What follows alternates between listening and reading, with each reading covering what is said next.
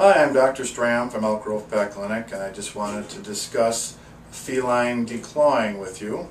If you make the decision to declaw your cat, this is Roberto here. He's still a kitten and he still has his claws, but you can see that they are long and sharp and can do some damage if he decided he wanted to start to scratch up furniture, or even took a swipe at a child, a youngster that might be playing a little bit too rough.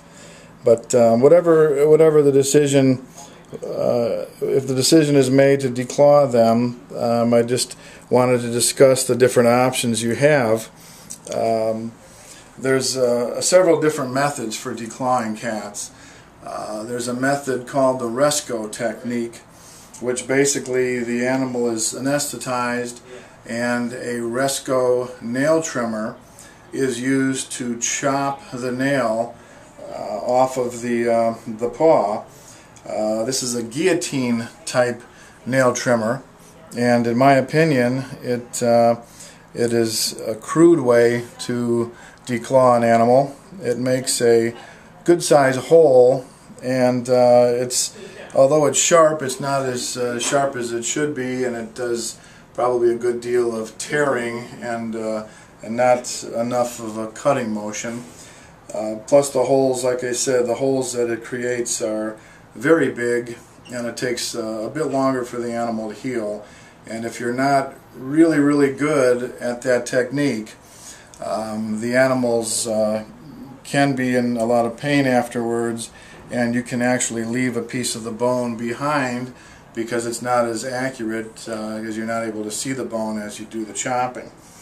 A second technique that is used is a laser that people will use to cut the claw, and you've got to be fairly skilled to be able to remove the claw with that laser. What I don't like about it is the laser seals the edge of the skin by burning it, and it does seal it so the edges don't bleed, but by burning the edge of the skin around that toe, it also delays the healing of the declaw site, and I believe that it probably isn't as good a method as just using a scalpel, which is the third method that is used, is a scalpel dissection.